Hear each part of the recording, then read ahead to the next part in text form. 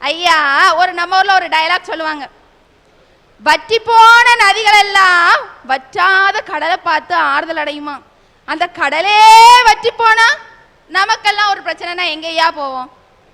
Police ஸ்டேஷனுக்கு போவோம்.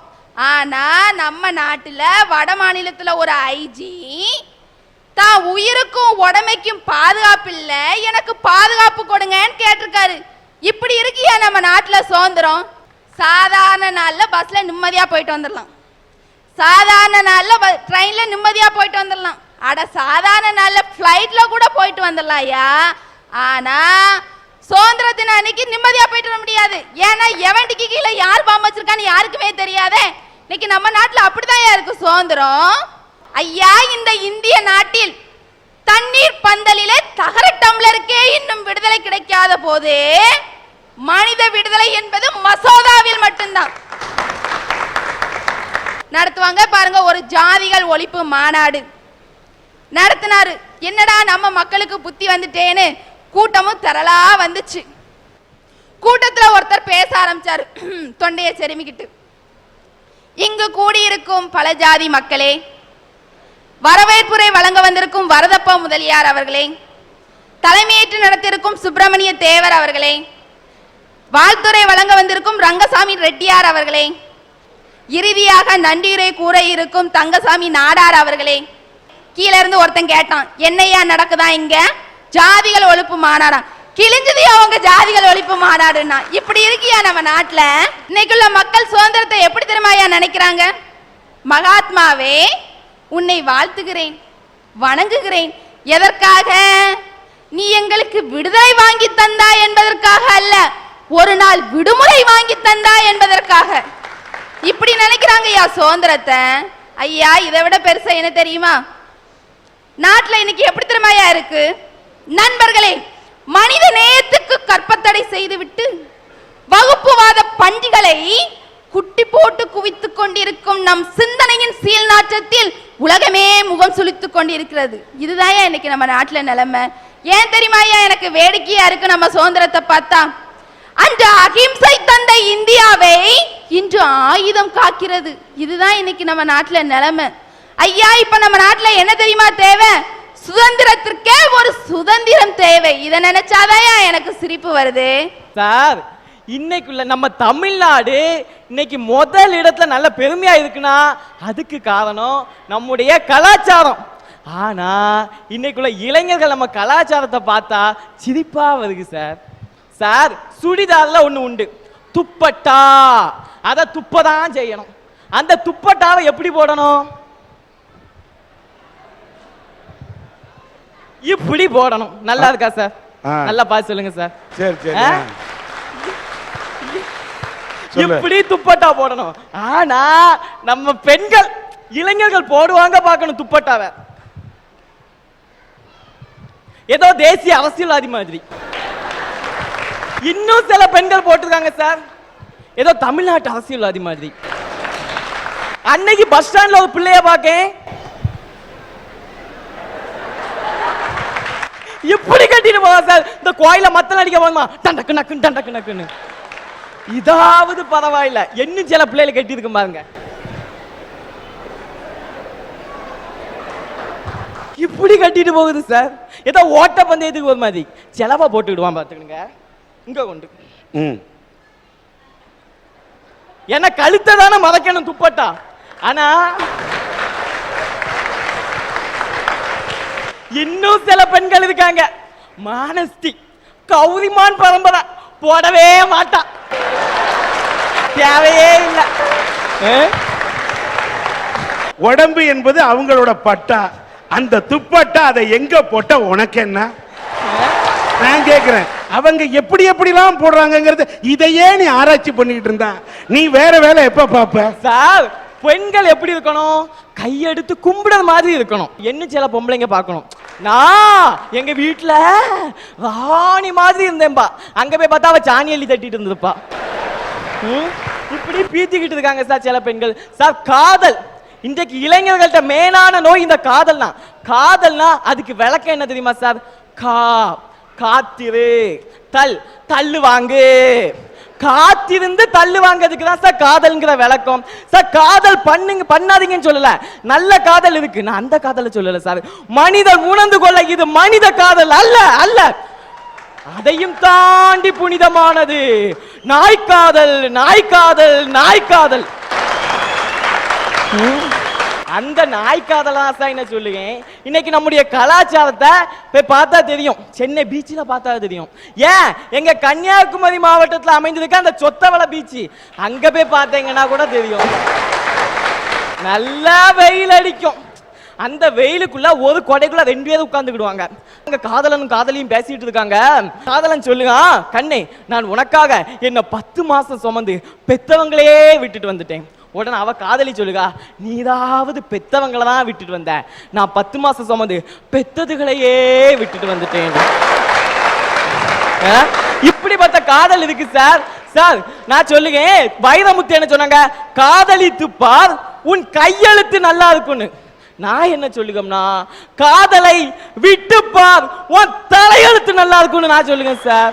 Sir இன்னும் சில இளைஞர்கள் நடிகருக்கு இடைக்க ஒருத்தன் குஷ்புக்கு கோயில் கட்டினாங்க, நல்ல வேலை அதை இடிச்சு போட்டான். இல்லைன்னா அவன் குஷ்பு திண்டக்க தோம் தோம் சுந்த திண்டக்க தோம் தோம்னு இருமுடி கட்டிட்டு அலைஞ்சிருப்பான். நான் ஒரு அண்ணன் கேட்டேன், அண்ணே இப்படி நடிகருக்கெல்லாம் கோயில் கட்டியங்களேனே, இதெல்லாம் தப்பு இல்லையானேங்க. உடனே அவன் சொல்லுகான், திருமூலர் என்ன சொல்லியிருக்காது, இறைவன் தூணிலையும் இருக்காரு துரும்புலையும் இருக்காரு. ஆமா, தூணிலையும் துரும்புலையும் இருக்கக்கூடிய அந்த கடவுள் இந்த குஷ்பு பிள்ளைக்கு மேல கொஞ்சம் இருக்க மாட்டாதான்னு தான் நாங்க கோயில் கட்டணுங்கிறான். சார் இன்னைக்கு நிறைய இளைஞர்கள் நடிகர் சங்க நடிகருடைய பிறந்த நாளுக்கு அன்னதானம் வழங்குறாங்க, ரத்த தானம் வழங்குறாங்க, நல்ல விஷயம் தான். நான் என்ன சொல்லுகம்னா, எவனோ ஒருத்தன் பிறந்த நாளுக்கு நீ ரத்த தானம் வழங்குக, எவனோ ஒருத்தன் பிறந்த நாளுக்கு நீ அன்னதானம் வழங்குக, உன் தாயுடைய பிறந்த நாளுக்கு செய்யடா, இல்ல ஓம் பிறந்த நாளுக்கு செய். எவ்வளோ தனக்கு போட்டோவை கட் அவுட் வச்சு இவன் மாலை போடுவான், உங்க அம்மாவை தினமும் கும்பிடு. சார் சில இளைஞர்களை பார்த்தா எனக்கு சிரிப்பு மட்டும் வரல சார், கோபம் கூட வருது சார். 10 மாசம் சுமந்து பெத்தெடுக்காங்களா அந்த தாயை பாதுகாக்கணும் சார். சார் முந்தி தவம் இருந்து 300 நாள் சுமந்து வெந்த மாவை தின்னா தன்னுடைய விரதம் முறிஞ்சு போயிடுன்னு பச்சை மாவை தின்னு வளர்க்காங்க சார். அந்த தாயை பாதுகாக்கலாங்க இந்த இளைஞன் சார். இதை ஏன் சொல்லுகம்னா, தாயுடைய அருமை எனக்கு நல்லா தெரியும் சார். சார் எங்க அப்பா சரியான குடிகாரர், டெய்லி குடிச்சிட்டு வருவாங்க சார். குடிச்சிட்டு எங்க அம்மாவை நல்ல கொடுமைப்படுத்துவாங்க. என்ன வார்த்தையில சார் ஒரு மகன் என்ன தன்னுடைய தாயை பத்தி என்ன வார்த்தையை கேட்க கூடாதோ அந்த வார்த்தையெல்லாம் நான் எங்க வீட்டில் கேட்டேன் சார். எங்க அப்பா அப்படி என் கண்ணு முன்னாடி எங்க அம்மாவை கொடுமைப்படுத்துவாங்க. எங்க அம்மா தான் சார் எங்களை படிச்சு வளர்த்தாங்க, பொறுத்து பார்த்தாங்க.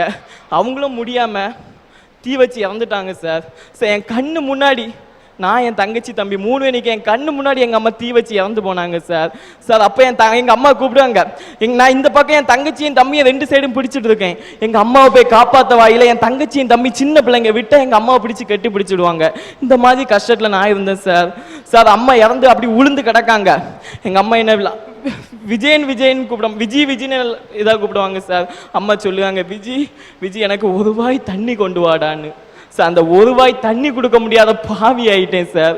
எங்க அம்மாவுக்கு 1 ரூபாய் தண்ணி கொடுக்கறதுக்கு முன்னாடி எங்க அம்மா இறந்து போனாங்க சார். எங்க அப்பா அதுக்கப்புறமாவது எங்களை நல்லா பாதுகாப்பாங்கன்னு பார்த்தோம் சார். அதுக்கப்புறமும் எங்க அம்மா பாதுகாக்கல. எங்க அம்மா இறந்த 5 மாசத்துல எங்க அப்பா ஒரு கொலை செஞ்சுக்கிட்டு ஜெயிலுக்குள்ள போயிட்டாங்க சார். சார் அதுக்கப்புறம் என்ன கிளாஸ்ல சில இளைஞர்கள் என்னை எப்படி கூப்பிட்டாங்க தெரியுமா சார், கொலைகாரனுடைய மகன். என்ன கொலைகாரனுடைய மகன் சொல்லும்போது என் மனசு எந்த அளவு துடிச்சிருக்கும் சார். என்ன அனாதைன்னு சொல்லும்போது என் மனசு எந்த அளவுக்கு துடிச்சிருக்கும் சார். நாங்க 3 பேரும் அன்னைக்கு அனாதை அணிக்கும் போது எங்க பெரியம்மா தான் எங்களை எடுத்து வளர்த்தாங்க. அதுக்கப்புறம் கூட என்ன நல்லா படிக்க வச்சாங்க. வேண்டாம் படிக்க கூடாது, நீ படிக்கிறதா இருந்தா இந்த வீட்டில் இருக்காத, வேலைக்கு போன என்ன வெளியே வரட்டிட்டாங்க சார். நான் ஆனாலும் மனம் தளரல் சார். கோயம்புத்தூர்ல வேலை பார்த்தேன், பெங்களூர்லாம் வேலை பார்த்து கஷ்டப்பட்டு 1 வருஷம் சேர்த்து வச்ச பணத்துல நல்லா படிச்சேன் சார். 10ஆம் வகுப்புல 438 மதிப்பெண் எடுத்தேன் சார். நான் இதுவரைக்கும் நான் 4 கலெக்டர்ஸ் அவார்டு வாங்கியிருக்கேன் சார்.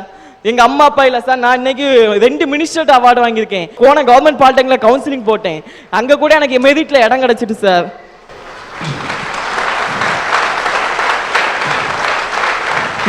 அங்க கூட எனக்கு மெரிட்ல இடம் கிடைச்சு சார். நான் எங்க பெரியம்மாட்ட சொன்னேன், பெரியம்மா எனக்கு இடம் கிடைச்சிட்டு ஃபீஸை கூட நான் கொஞ்சம் கஷ்டப்பட்டு யார்ட்டையா கடன் வாங்கியாவது கட்டிக்கிடுவேன், எங்களுக்கு 3 நேரம் சாப்பாடு மட்டும் போடுங்க பெரியம்மா அப்படின்னு சொன்னேன். அதுக்கு கூட எங்கள் பெரியம்மா என்னை சம்மதிக்கல. நீ படிக்கிறதா இருந்தால் இந்த வீட்டிலே இருக்கக்கூடாதுன்னு எங்களை விரட்டி விட்டாங்க சார். அன்னைக்கு போனேன், ஒயின் ஷாப்பில் படிச்சுட்டு ஒயின் ஷாப்பில் கூட வேலை பார்த்தேன் சார். கொடுங்க. அதிகாரிகள்லாம் மோசமானவங்கன்னு, ஆனா ஒரு சில நல்ல அதிகாரி கூட இந்த கன்னியாகுமரி டிஸ்ட்ரிக்ட்ல இருக்காங்க சார். அவங்கள நான் கண்டிப்பா தலை வணங்கணும். எங்க அதிகாரி டிஆர்ஓ ஜோதி நிர்மலா எல்லாருக்கும் தெரியுமா. நான் சொன்னேன், அவங்க அம்மாட்ட என் கஷ்டத்தை சொன்னேன், எனக்கு கவர்மெண்ட் ஹாஸ்டல்ல கவலைப்படாதப்ப நான் உனக்கு இடம் வாங்கி தரேன். அந்த அதிகாரி ஜோதி நிர்மலா மேடம் இப்போ உள்ள கலெக்டர்கிட்ட சொல்லி எனக்கு கவர்மெண்ட் ஹாஸ்டல்ல இடம் கிடைச்சிருக்கு சார். எல்லா மாணவர்களுக்கும் எங்க ஹாஸ்டல்ல தங்கக்கூடிய மாணவர்களாம் நினைப்பாங்க, எப்போ நம்ம ஹாஸ்டல் அடைக்கும் வீட்டுக்கு போலான்னு. ஆனா நான் இது நாள் வரைக்கும் என் மனசுல எப்படின்னா நினைச்சிட்டு இருக்கேன், எப்பண்டா ஹாஸ்டல் அடைக்க கூடாதுன்னு. ஏன்னா அடைச்சாங்கன்னா எனக்கு வெளியே போய் தங்கிறதுக்கு வேற இடம் கிடையாது சார். அந்த நிலைமையில படிச்சுட்டு இருக்கேன் சார். சார் எஜுகேஷன் லோனுக்கு போட்டு அங்க லோனு கிடைக்கல, கேட்டா அனாதை எங்களுக்கு ரேஷன் கார்டு கிடையாது. ஏன் நான் சொல்லுகம்னா, இன்னைக்கு அம்மா அப்பாவுடைய ஆதரவு இல்லாம நான் இவ்வளவு முயற்சி பண்ணிட்டு இருக்கேன். ஆனா இன்னைக்கு அம்மா இருந்தும் அப்பா இருந்தும் அன்பு இருந்தும் பாசம் இருந்தும் சில இளைஞர்கள் தவறான வழிக்கு போயிட்டு இருக்காங்க சார். இந்த இளைஞர்களை பார்க்க எனக்கு சிரிப்பு மட்டும் வரல சார், அழுகையே வருது சார். ஆனால் விஜய் என்ற உன்னை போன்ற இளைஞனை பார்த்தால் எனக்கு சிரிப்பு வரவில்லை. நீ எல்லாரையும் சிரிக்க வைத்தாய், கடைசியில் கண்ணீர் சிந்த வைத்து விட்டாய், சிந்திக்க வைத்து விட்டாய். நீ அனாதன்னு கஷ்டப்படாத. நிச்சயம் அரட்டை அரங்கம் பார்த்து கொண்டிருக்கக்கூடிய மனித நேயம் படைத்த இதயங்கள் இருக்கும் வரை நீ வாழ்க்கையில் அனாதை இல்லை. என்னன்னா இளைஞர்கள்லாம், அந்த இளைஞர் பேசினாரு, எல்லாம் போதையை தேடி போறான்னு, பெண்களை பாவிகளை தேடி ராணியாக குயின் என்று நினைத்து ஒயின் ஷாப்பை தேடி அலையக்கூடிய இளைஞர்களுக்கு மத்தியில ஒரு ஒயின் ஷாப்ல கிளாஸ் கழுவி கூட புடைச்சு நான் படிப்பேன்னு சொல்லக்கூடிய இந்த இளைஞனை இருக்கிறது இந்த நாட்டில் தான். இப்படிப்பட்ட இளைஞனை நினைச்சினா பெருமையில் ஆனந்த கண்ணீர் வெடிக்கிறேன். இந்த இளைஞனுடைய வாழ்க்கையிலே அவர் படித்து மேலே முன்னேறி வருவதற்காக 10,000 ரூபாயை இந்த காசோலையை மனதார PC முருகன்